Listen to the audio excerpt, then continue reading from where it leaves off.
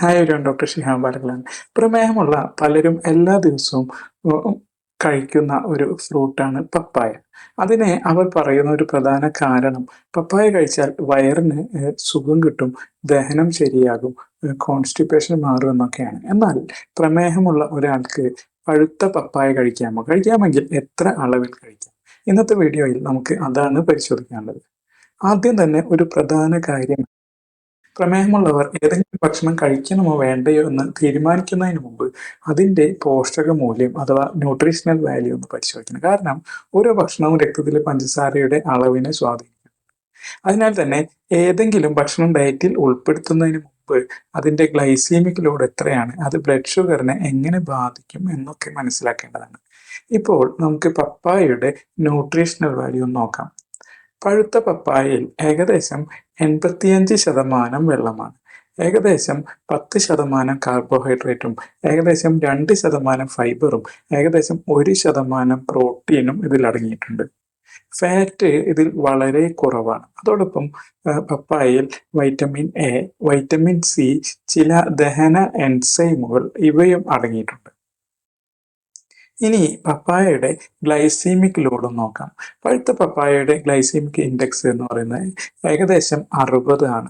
Carbohydrate 10% ഉള്ളതിനാൽ 100 gram പപ്പായയുടെ glycaemic load ഏകദേശം 6 എന്ന് കണക്കാക്കാം. ഇതിൽ നിന്ന് നമുക്ക് എന്താണ് മനസ്സിലാക്കാവുന്നത്? 100 ഗ്രാം വരെ പപ്പായ കഴിക്കുന്നത് പ്രമേഹ രോഗികൾക്ക് വേണമെങ്കിൽ ഡയറ്റിൽ ഉൾപ്പെടുത്താം. പക്ഷേ അത് നിങ്ങളുടെ ആകെ ദിവസത്തെ ഗ്ലൈസീമിക് ലോഡിൻ്റെ പരിധിക്കുള്ളിൽ വരികയും വേണം. കാരണം പ്രമേഹ നിയന്ത്രണത്തിൻ്റെ അടിസ്ഥാന തത്വം ഒരു ദിവസത്തെ മൊത്തം ഗ്ലൈസീമിക് ലോഡ് കുറയ്ക്കുക എന്നതാണ്. 100 ഗ്രാമിൽ കൂടുതലായി പപ്പായ കഴിച്ചാൽ ഗ്ലൈസീമിക് ലോഡ് കൂടുക തന്നെ ചെയ്യും. അപ്പോൾ ബ്ലഡ് ഷുഗറും ഉയരുവാൻ സാധ്യതയുണ്ട്. ഇനി പലരും പറയുന്ന മറ്റൊരു കാര്യത്തിലേക്ക് വരാം. പപ്പായ കഴിച്ചാൽ വയറ് നന്നാകും, ദഹനം ശരിയാകും. ഇതിൻ്റെ പിന്നിലെ കാരണം എന്താണ്? പലരും കരുതുന്ന പോലെ അതിൻ്റെ പ്രധാന കാരണം പപ്പായയിൽ അടങ്ങിയിട്ടുള്ള ഫൈബർ അല്ല. കാരണം പപ്പായയിൽ ഫൈബർ എന്നുള്ളത് വെറും 2% മാത്രമേ ഉള്ളൂ. പപ്പായയുടെ യഥാർത്ഥ പ്രത്യേകത അതിലുള്ള ഡൈജസ്റ്റീവ് എൻസൈമുകളാണ്, പ്രത്യേകിച്ച് പപ്പായിൻ എന്ന എൻസൈം. പപ്പായിൻ ഒരു പ്രോട്ടിയോലൈറ്റിക് എൻസൈമാണ്, അതായത് പ്രോട്ടീനുകളെ ചെറിയ ഭാഗങ്ങളായി ദഹിപ്പിക്കാൻ സഹായിക്കുന്ന എൻസൈം.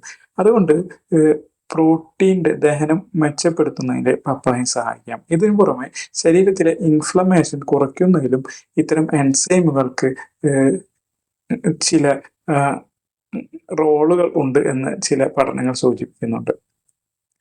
ഇൻഫ്ലമേഷൻ എന്നുള്ളത് പ്രമേഹവുമായി ബന്ധപ്പെട്ടുള്ള ഒരു പ്രധാന വിഷയമാണ്. കാരണം ഹൃദ്രോഗം, അതുപോലെ വൃക്കരോഗം, മറ്റ് പ്രമേഹത്തിൻ്റെ സങ്കീർണതകൾ ഇവയുമായി ഇൻഫ്ലമേഷന് ബന്ധമുണ്ട്. അതിനാൽ തന്നെ പപ്പായയിലെ എൻസൈമുകൾ ചില ആരോഗ്യ ഗുണങ്ങൾ നൽകുവാൻ സാധ്യതയുണ്ട്. എന്നാൽ അതോടൊപ്പം തന്നെ ഒരു കാര്യം നിങ്ങൾ മറക്കരുത്. പപ്പായയിൽ നിന്ന് നിങ്ങൾക്ക് ഗുണം ലഭിക്കുമ്പോൾ തന്നെ അതിനോടൊപ്പം തന്നെ കാർബോഹൈഡ്രേറ്റ് ലഭിക്കുന്നു. അതുകൊണ്ട് അളവ് നിയന്ത്രിക്കുക എന്നുള്ളത് ഏറ്റവും അത്യാവശ്യമാണ്.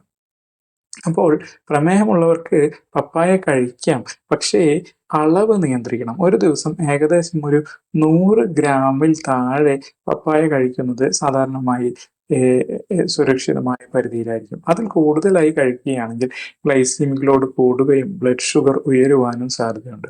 അതിനാൽ പ്രമേഹത്തിൻ്റെ ഡയറ്റിൽ ഈ 3 കാര്യങ്ങൾ എപ്പോഴും ഓർമ്മിക്കേണ്ടതാണ്. അതായത് ഭക്ഷണത്തിൻ്റെ പോഷകമൂല്യം, അതുപോലെ തന്നെ ഗ്ലൈസീമിക് ലോഡ്, അതിനു ശേഷം മാത്രമേ ഈ ഭക്ഷണം ഡയറ്റിൽ ഉൾപ്പെടുത്താൻ പാടുള്ളൂ.